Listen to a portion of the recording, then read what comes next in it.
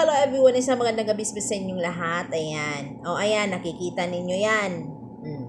Ang sabi niya dyan sa taas, ang sabi niya, meron daw siyang co-worker na Pilipina na iba't ibang lalaki ang kinakausap sa video call. Tapos magsasabi na kailangan ng pera, bla bla bla bla bla bla. Why kuno Filipina, walang respeto sa kanilang sarili. Ha? Basta pera. O tingnan mo, Ilocana Filipina pa ang sinabi dyan, Ayan.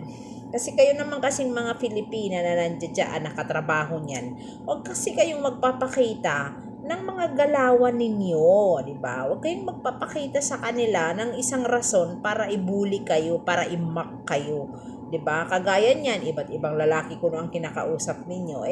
Sabihin na nating naiinggit or whatsoever kasi hindi naman sila katulad sa mga Asian o mga Filipina na talagang mga hot mama, 'di ba?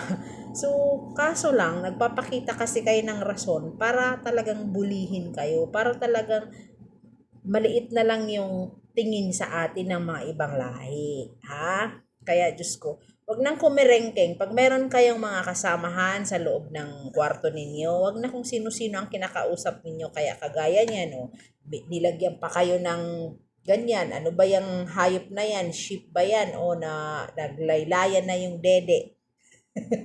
Di ba? Ay, sako, ewan ko sa inyo, bahala nga kayo dyan.